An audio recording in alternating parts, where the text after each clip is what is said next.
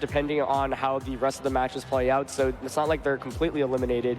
For Wolfe, there's actually a lot of implications. I believe coming into this round, because of his good performance, he is more or less sealed up his slot for day 2 of the World Championships, which was one of his goals coming into this event. I think a lot has to go wrong for it to not happen. He has to lose this one, and he has to have pretty much the worst resistance of all of the players with this record. That being said, you know, of course, Wolfe doesn't want to lose, and there's still a lot on the line. Both of these players would love to make it to the top 8 and advance further, but these are no strangers to competition. They've both top cut in International Championship this season, so they're fighting for yet another top cut. And you saw in that video too, Wolfe is kind of looking for that redemption arc. So this is going to be a really important matchup to see who's going to be guaranteed a spot in that top 8, and we're ready to get into it. You can already see team preview right now. You've got James's team, who we saw earlier on the side stream today. Really interesting Tornado's tech, and that Kartana was able to do so much work with that Beast Boost. Yeah, so kind of interesting to see both of the you know, this Kartana and the Celesteela feels like kind of a throwback to 2017, but I think Celesteela, an integral member of Wolfe's team and one that will be crucial in this matchup as well. If you look at James's team, there's not really much to hit Celesteela for super effective other than Incineroar, but it'll be really, really tough to get those Flare Blitzes off when there are Kyogres on both teams, and so I think Celesteela, Pokemon that Wolfe really might try to position himself around. Now, of course, James's end does have the Tailwind and the Tornadus, as you mentioned earlier, really also a key Pokemon, but I think ultimately Wolfe might play a Celesteela-centered game, as it is really, really good against the majority of James's team, especially with that wide guard, and we've seen that James's Kyogre really doesn't have a single target water type attack. Well, we're going to be getting right into it. Now that the players have selected their leads, it's about time we get this matchup underway. It's going to be leads from both sides here. Wolfe going to kick things off with that Kyogre and Amoonguss, and now Tapu Koko and Incineroar. And you've got James now leading with Kyogre and Amoonguss. So I'd say James, you know, puts on so much more offensive pressure right now. Kyogre obviously free to just launch Water Spouts or Origin Pulses, but of course, have to watch out for the potential fake out into the Kyogre. And Incineroar here does get the opportunity to fake out, and with the Tapu Koko out with Electric Terrain, does block potential spores on both the Pokemon which are grounded. One thing that could be important in this matchup, though, is because Celesteela is not grounded, you can actually still spore that. So I like James's decision to bring the Amoonguss into this matchup in general. Seems kind of counterproductive when there's a Tapu Koko, but redirection itself is also really good, and Kyogre is in quite the good spot right now. Kyogre's set up, and the rain is here. You know, what's really interesting about this matchup for me is that weather isn't really a factor in it when you have two Kyogres. It's not going to be a weather battle. Yeah. What is going to be important is whether a Kyogre is out on the field in general, because then it allows for potential Flare Blitzes. But, you know, James right now is putting on so much offensive pressure, so you'd imagine that, yeah, maybe you want to go for a fake out into the Kyogre. Rayquaza actually a great switch in here to put on some pressure against the Amoonguss. Yeah, I feel like Wolfe at this point recognizes how much pressure James has on the offensive end. So got to bring out that Rayquaza, and it's a really good move to make here because we're seeing a protect from that Kyogre. A fake out though onto the Amoonguss means that James is going to have a pretty passive turn, and Wolfe now has that Rayquaza set up on board. Yeah, James probably going for the protect there on Kyogre, not wanting to eat both the fake out and a Thunderbolt or a Z move from the Tapu Koko, but Wolfe reads right into that, gets the Rayquaza in, now putting on so much more offensive pressure against Amoonguss. So really, really great play there on Wolfe's end. James, of course, this next turn can't really protect the Kyogre unless he really wants to play his odds, so I might want to consider switching out the Amoonguss. If he's got Incineroar in the back right now, that would definitely be a great switch in, and you'd imagine James would want to bring Incineroar into this matchup, of course, because he does have to face against a potential Celesteela. Wolfe right now has revealed 3 of his 4 Pokemon. If Kyogre is the last one, then he's actually opted not to bring Celesteela into this matchup, so we have to see if that's the case, but I think James here definitely would want to switch out the Amoonguss, and that's exactly what we're going to see. You called it here first. Incineroar coming out now, and we're going to have some of that Intimidate pressure on board. So Rayquaza going to take a little bit of a hit there in terms of its attacking potential. Incineroar as well. So this is going to be a great position for James to be in. We're going to see whether or not Kyogre is going to go ahead and make a move as well, but it's Rayquaza first. It's going to Mega Evolve here, and now that's really going to make it a powerful presence here on board. Yeah, so I mean, Dragon Ascent into the Amoonguss slot would have been the safest attack. We'll see if Wolfe maybe reads into that and decides to target a Kyogre instead. Regardless, the Intimidate should allow for either Pokemon to survive this attack with a relative health amount left. And it actually goes into the Kyogre, so another nice read there by Wolfe, but you can see how big Intimidate is here, allowing it to survive with over half its health. Yeah, that's a you know, it takes it on the chin right there. Now Kyogre can fire back with an Origin Pulse. He's going to be able to hit both Pokemon here. Incineroar taking a nice chunk of damage, but not going to be enough to pick up the knockout. But a crit onto the Rayquaza. Yeah, crit, revealing that that is most likely the Assault Vest item, which is quite common on the Rayquazas. And Incineroar here actually U-turns out on Wolfe's end. No Berry, which is interesting to note there as well. So that's something that will be pretty important throughout the course of this matchup. But this allows Wolfe to pivot himself into some of more offense. Both Tapu Koko and Rayquaza are faster than Kyogre and Incineroar. So right now, Wolfe is really just putting on the pressure with offense. Another really nice play, though. It feels like, James has been making good plays, but Wolfe has been kind of one step ahead, being able to read into that turn 1 play, and then also not really fearing the potential Spore onto Rayquaza last turn, just going for the damage onto Kyogre, which is definitely James's main means of offense. James hasn't revealed that 4th Pokemon yet, but you brought up the fact that Wolfe's Pokemon on board right now are going to be faster than those of James's. So knowing that we're missing that 4th Pokemon, it might be a restricted slot, but I highly doubt it's that Tornadus to be able to set up Tailwind. Yeah, I mean, James here, if there is Xerneas in the back and Wolfe actually didn't bring the Celesteela, that could really be a game changer. But James playing this turn a little bit more passively, doesn't want to just get knocked out by Kyogre. There's a potential Z move or just a Thunderbolt coming out from Tapu Koko, but another great target by Wolfe. Wow.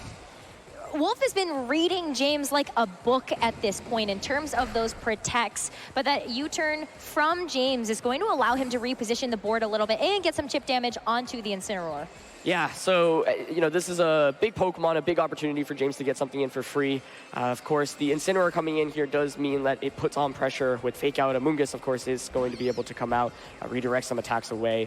The Kyogre protected this last turn, however, so it means there is no option to protect this coming turn. I'm sure that's not something James wants to risk, and we still don't know what the last Pokemon is on both ends. I mean, Wolfe's been kind of one step ahead for the, I would say most of the turns, but James is not out of this by any means. He's been positioning himself pretty well, and the combination of Kyogre and Amoonguss is just a really, really good core against Wolfe's team overall.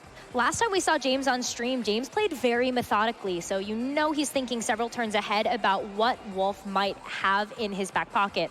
But going to reposition yet again here on James's side, after playing a pretty passive turn with Kyogre, Kyogre's going to go back to its Pokeball and send out Incineroar in its place. Yeah, so switching out the Kyogre there, you don't want to just eat up a Fake Out and a Thunderbolt here. I know Fake Out comes out, though. It is just a Volt Switch into Incineroar, so good conservation and good switching. This is something that Wolfe loves to do. Just consistently being able to position yourself, bring out major threats. And one thing to note is that Incineroar has taken a lot of damage as well. If Celesteela actually is the last Pokemon Incineroar goes down, it will be very, very difficult for James's team to deal with that Celesteela. So don't know what the last Pokemon is on both ends, but that is going to be a really, really crucial Pokemon. And it is Celesteela. Ooh. Wow, so Celesteela going to come out now, and now this reveals a lot of information to James, and James is going to have to adjust quite a bit of his strategy here to be able to play around that Celesteela and make sure whatever is in the back is going to be able to handle that. Yeah, so, these U-turns and Volt Switch is really, really putting in so much work because it allows Wolfe to just constantly rotate everything around. So, James has to acknowledge, and there's a Spore, and it goes into the Celesteela slot. Nice call there. That's a great call. James is going to have to feel really good about that one. Celesteela going to be put to sleep and taken out of the fight for just a little bit here. Yeah, that's a phenomenal play. I mean, obviously with the electric train up, if the Spore is going into Tapu Koko, you're not going to get any mileage off that, but instead calling that the Tapu Koko is going to switch out into the potential Celesteela or Kyogre. Being able to put Celesteela asleep is a really, really big deal. Electric Terrain is also going to expire after this turn, so if Wolfe stays in with Tapu Koko, then the Amoonguss really can just put everything to sleep. So it's a nice play by James. Of course, he still has to be aware that he needs to keep Incineroar around. However, one of the ways that you can actually deal with Celesteela with James's team is if it's asleep, then it can't click Wide Guard, and that means Kyogre can actually get some offense against it. So that was a really nice play by James. Amoonguss is going to use Rage Powder here to direct some attention away from its partner. Tapu Koko means now that Tapu Koko is going to find its mark with Thunderbolt onto the Amoonguss. Celesteela is still asleep here, so James has bought himself some time. Yeah, but so he had the opportunity to go for a Flare Blitz onto Celesteela, but obviously fearing a potential switch out, decides to just get some guaranteed positioning in here. So, something like Kyogre would be a great switch in right now. Either way, that was a really, really great switch in earlier. And so Kyogre is going to come out and now really free to just launch Origin Pulses. This next turn is also going to be quite interesting. Does Wolfe decide to just hard switch out? Because if he does, then you do have to worry about the potential Spore as Electric Terrain here should be expiring, yeah. The leftovers from the Celesteela 2 is going to bring it up to almost entirely full health here. still asleep. This next turn is going to be really critical. Is James going to be able to get off some major damage with that Kyogre, or does Wolfe have a plan? Right, I mean, you could protect the Kyogre and spore the Tapu Koko, but then you have to worry about a protect from the Tapu Koko end. James really would like to get some damage onto the Celesteela because, of course, it's taking its sleep turns. And, all right, Tapu Koko goes for the protect. Did Kyogre protect here? Let's see, or did we just see a Rage Powder and an Origin Pulse? No Rage Powder even, wow. Wow, that's gonna be really big here. The Origin Pulse is gonna be pretty huge too for the damage onto the Celesteela, trying to chunk it down a little bit, and so that's much damage. Yeah, that really is. Celesteela still stays asleep as well, and the Spore will go out into the Protect, but that's a great play from James. I mean, he just attacked with Kyogre in front of a Tapu Koko, doesn't go for the safe Rage Powder, saying, well, there's no way Wolfe is gonna go for Electric type attack into my Kyogre, and really gets the better end of it. I mean, Wolfe is obviously trying to stall a turn of sleep there by protecting the Tapu Koko. This puts James in an even better position now because now you can spore the Tapu Koko slot. That will be a guaranteed turn of sleep, regardless of what Koko goes for. Now James is recognizing, though, okay, I got a little lucky there with the read that I made for Wolfe. I got to protect my Kyogre. The Volt Switch, though, going to find its mark onto the Amoonguss, still not doing very much because of that weakened power. And now Wolfe has a chance to bring out another Pokemon that might threaten James's board. Yeah, whatever's coming in is definitely getting put to sleep, though. I'd be shocked. It has to be Incineroar, I think, because Rayquaza is just far too important to allow for it to fall asleep. But yeah, I mean, here's the thing, right? Origin Pulse is just doing so much damage across the board. Celesteela, however, has taken multiple turns of sleep, and we know that it has access to Wide Guard. And oh, the safety goggles! That's a spicy item to have on the Incineroar. Incineroar is going to be awake and alive for this next turn. That's huge for Wolfe. Yeah, absolutely. I mean, had it not had the safety goggles, it would basically be rendered completely useless. But a great play by Wolfe there. Like you mentioned, James not wanting to risk it this time around, doesn't go for the attack with Kyogre, instead just opts to play it safe. But really nice tech there with the safety goggles, and Incineroar allows it to hang around. And Celesteela has taken a lot of damage, but it will be waking up soon as well. With the rain up, however, it does mean that Amoonguss is protected, and Incineroar, can't go for like a Flare Blitz to knock out the Amoonguss. So you can maybe spore the Celesteela slot again, but with Electric Terrain being able to be reset as well, it puts a little bit less pressure. But you can just see how good this Kyogre Amoonguss core is for James against Wolfe's team. I want to point out as well that while Celesteela has been asleep and while James had played that turn a little bit passively, Leftovers has healed Celesteela a little bit. Wow, though.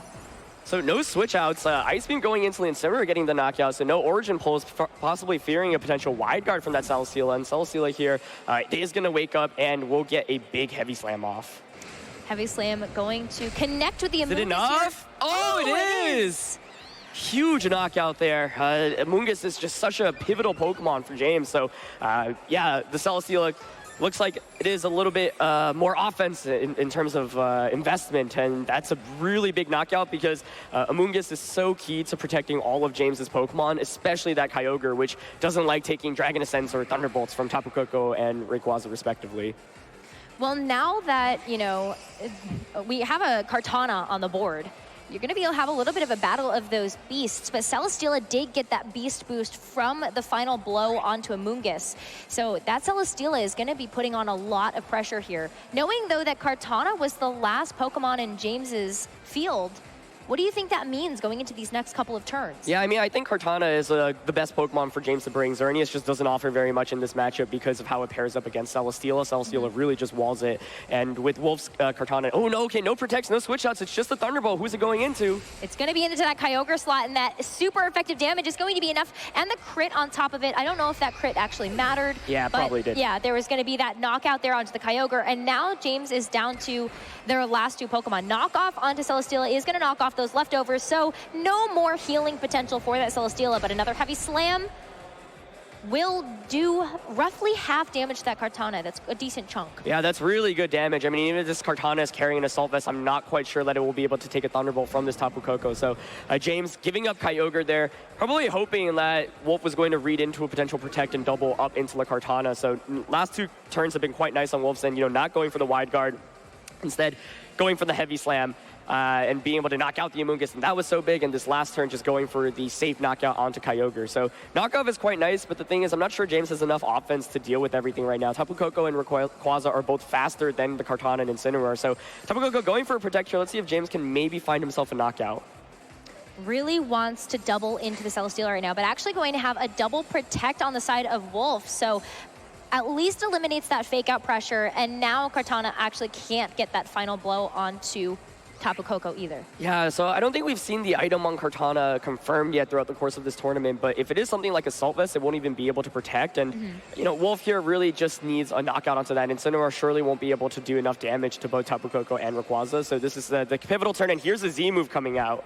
All right, it's time for a Z move, and it is going to be that beautiful Twinkle Tackle that we've gotten a chance to see a little bit today, so very excited to see where this is going to connect to.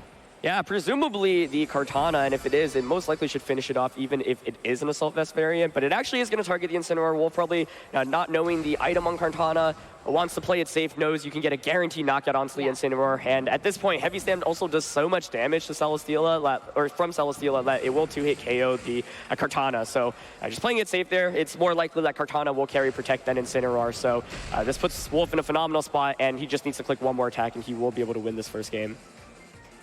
It's amazing. I think that the reads from both of these players have been so on point in so many ways that it has been come down to some of those more minuscule mistakes that we're seeing from the play. Yeah, absolutely. I mean, both players have been just making great plays. Wolfe was really like one step ahead for the first couple of turns, and then James made some really nice plays. Got some really pivotal information there as well as Thunderbolt here will finish off the Kartana, and Wolfe Glick will win the first game. But I felt like both players definitely brought the best 4 Pokemon that they can into this matchup, and it really just came down to, you know, who was predicting the switches and the, Wolfe had maintained a lot of good momentum through Volt Switch and through U-turn. James' Spore into Celesteela was absolutely phenomenal. Got a big Origin Pulse off as well, but then predicted the wide guard later on and wasn't able to knock out the Celesteela fast enough, and you can see how much pressure Celesteela exerts. He also, of course, James had the opportunity to Flare Blitz the Celesteela earlier on in the game as well, but didn't want to risk a Kyogre switching in, so I think it is a pretty tough matchup to begin with because Celesteela is just quite the difficult Pokemon to deal with, and there are just so many mind games. Is Kyogre going to be switching in? Is it not? Wolfe often has Incineroar, has the pressure of Fake Out, but instead goes for U-turn. That's also, quite scary. I think we saw just how good Amoonguss and Kyogre can be, though, against Wolfe's core in that last game. Celesteela seems to be the linchpin, and I think that Wolfe, as you have mentioned all of these small details about how Wolfe has played and his play style for this composition, has done a great job of protecting the Celesteela and making sure that it's able to get those heavy slams, able to get that beast boost, and be that dominant force on the team. For James, I don't know if there is really too many adjustments that he needs to make, except maybe playing a little bit more aggressively, because I believe that there were some turns where James could have gotten on some extra damage, maybe knocked off those leftovers sooner, or just really played up that Spore that he was able to get onto the Celesteela to remove it from the competition for a little bit. I think, the biggest turn from that last game was probably when Incineroar switched into the Spore. That just lost a lot of momentum for James. So James kind of switching it up a little bit this time, bringing the Incineroar and the Kyogre, and anytime you are able to intimidate an Assault Vest Rayquaza, that always feels quite good. So it's a big intimidate off there. We also saw that the Tapu Koko had the Fairy Z move, so not the Electric Z move, which means that Kyogre won't be able to get one shot by the opposing Tapu Koko. That's also really important information for James on how he decides to play with this Kyogre. But I know for James, it's really important to be able to have both Kyogre and Amoonguss relatively healthy. Obviously, Amoonguss is really threatened by Rayquaza, and Rayquaza will stay around for longer than normal because it is a Assault Vest variant. But James really wants to put himself in a position where he has Kyogre and Amoonguss out next to each other and can freely just maybe Rage Powder and click Origin Pulse as we saw in that last game. So Amoonguss is probably in the back. Incineroar is probably going to try to fake out either Tapu Koko or Rayquaza in this first turn. What does that mean for the Kyogre? Do you think that James has to go for damage here, or does he need to try to protect that damage dealer? Here there are a bunch of options. Like, I think you'd still want to probably fake out the Tapu Koko and maybe just go for an Ice Beam onto Rayquaza. You could also just go for some straight damage. However, it means that you will probably take a relatively big Dragon Ascent from that Rayquaza. Yes, it is intimidated, but damage onto this Kyogre is so key in general. So no switch outs, which isn't too surprising to see. I think fake out until Tapu Koko definitely the safer option, so we'll see. Incineroar is going to use that fake out. It is the Tapu Koko that it is going to connect with, so Tapu Koko not going to be able to move this turn, and Dragon Ascent now going to be a fire back on Wolfe's end. Is it going to be that Kyogre, or is it going to be that Tapu Koko? It is the Kyogre. Kyogre taking a huge chunk there. Yeah, definitely the right target, though. You need damage on Kyogre. Damaging Incineroar isn't nearly as important. So this will be an Ice Beam, of course, weakened by the strong winds with the Assault Vest as well, and the special defense drop. Wow. Not able to knock out the Assault Vest Rayquaza. No freeze there either. So both players kind of just content trading damage there. Of course, if James is able to knock out Rayquaza, then that really paves the way for Amoonguss to come in and really support the Kyogre. But this next turn, a little bit dicier. I wouldn't be surprised to see maybe a Volt Switch into the Incineroar, maybe a U-turn coming out, and James really has to protect Kyogre, but of course this is kind of risky switching into a potential Dragon Ascent. Here's the Z move coming out though. Yep, there's gonna be that Twinkle Tackle again. Here's the Tapu Koko going in for its special Z move with that Fairy Z crystal attached to it. I wonder whether or not Wolfe was able to read that switch out into the Amoonguss if he wants to double into it, try to remove it from the field, because it did do a lot of work for him last time. It was the Incineroar again though this time. Let's see if this, and maybe he doubled up into it with the Rayquaza. That plus maybe an Earth Power can actually get the knockout. Here's the Earth Power. Will it be enough to knock out the Incineroar? It will! Oh, excellent play there by Wolfe, reading into the fact that Kyogre is just way too important. It's not going to want to switch out there. I mean, of course, Kyogre had the option to go for an Ice Beam or an Origin Pulse, but Wolfe kind of realized, knowing that James has to protect the Kyogre, takes advantage of that, makes an excellent play there. That does mean that the Z move is committed. Now you do have Amoonguss out next to Kyogre, and of course, Rayquaza is intimidated, so this isn't over by any means, but getting rid of Incineroar is so big in this matchup because it also means that your best way to deal with Celesteela is now out of the game. Well, not only that, I mean, I think that if you're Wolfe, you're pretty happy about how that Z move was used, too. So even though it is removed from play, it got the job done. Right. You got rid of the biggest threat to Celesteela, and right now for James, this next turn he will be able to get some pretty solid damage off, but you're kind of forced to Rage Powder to protect the Kyogre, and by Rage Powdering, there is just guaranteed damage across the board. But Wolfe realizing that Rayquaza, too important for him, doesn't want to just lose it to a potential Ice Beam right now, switches into Incineroar. This could be a big opportunity to, of course, go for a Rage Powder and an Origin Pulse, though, and here's the Rage Powder. Rage Powder, this is exactly what Amoonguss is in this team composition for. Will be the target of that Volt Switch now. Volt Switch means that we might see Rayquaza even come back out from Wolfe's end just to reposition the board a little bit, or we might see a reveal of the fourth Pokemon. Is it Celesteela that's in the back? Yeah, no, I mean, Rayquaza definitely the right Pokemon to be bringing in here. You know it can take a Water Spout or an Origin Pulse, and James is going to be clicking Origin Pulse here. You know that the Incineroar will be able to survive with a little bit of health, and then now this next turn you pressure with Fake Out and a dodge there on the Rayquaza as well. So that Origin Pulse is only going to connect to the Incineroar now. It is going to be super effective, but not enough for the knockout. Yeah, I mean, now you can, now that you've reset the attack on Rayquaza, you can maybe just fake out the Kyogre and click Dragon Ascent onto Amoonguss. That's a relatively free play. Wolfe, maybe fearing that James will predict that can switch out, but if Kartana is the last one, the main thing is that now Rayquaza can hit everything for super hard with these Dragon Ascents. So the Assault Vest allowing it to survive that Ice Beam earlier, really paying dividends. And yeah, I think Fake Out and Dragon Ascent, Fake Out into Kyogre, Dragon Ascent into Amoonguss is just the safe play here. Yep, there's that Fake Out. Kyogre won't be able to click an Origin Pulse on this turn, but the Dragon Ascent now, it is going to find its target onto the Amoonguss, so very safe play from Wolfe, but it's going to pay off in spades. Yeah, I think, James probably had to sacrifice the Amoonguss there because you can't give up Kartana. It's just far too important in terms of how offensive it is against Wolfe's team. The problem, once again, though, is that James does not have the speed advantage. Tapu Koko will be faster than both this Kyogre and this Kartana, and now Wolfe can actually just switch out the Incineroar and bring it back in to intimidate this Kartana later on. So Wolfe putting himself into a really good position, making some really great reads, especially after knocking out that Incineroar earlier on in the game. So it's going to come down to whether Kartana and Kyogre can pull this off, but there's just so much damage across the board, and with Incineroar being able to reset Intimidate, that's also a big deal, and there's probably Celesteela just waiting in the back to really close out this game. Supports are so critical in a team composition, and you can see now how James is struggling to be able to deal with the damage now that Wolfe is going to be able to pump out with this Rayquaza. A Dragon Ascent again, now into the Kyogre. It is going to be enough for the knockout, and you can see there already, James knows this game's probably over. Yeah, so not protecting the Kyogre there. Wolfe also opted not to switch off, and so, I mean, Kartana just won't be able to 4v1 this game.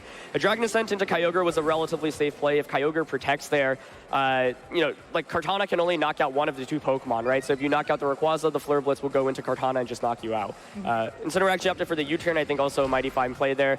That pretty much covered every option. James had to, I guess, protect the Kyogre and knock out the Rayquaza, but then the thing is, with the U-turn, you're able to just bring back the Intimidate, and then with Incineroar and Tapu Koko, you can fake out Thunderbolt. So it was going to be really, really difficult for James to have won this one after losing the Incineroar. So that was just really great reads by Wolfe in both games 1 and game 2. I felt like James was slowly bringing it back in the beginning of that first game, but ultimately made some predictions that didn't work out in his favor, and I think the team matchup definitely is a little bit rough for him as well. So it looks like Wolfe Glick will be able to advance onto the top 8 of the North American International Championships, his second internationals in a row. Congratulations to Wolfe for some incredible gameplay versus James.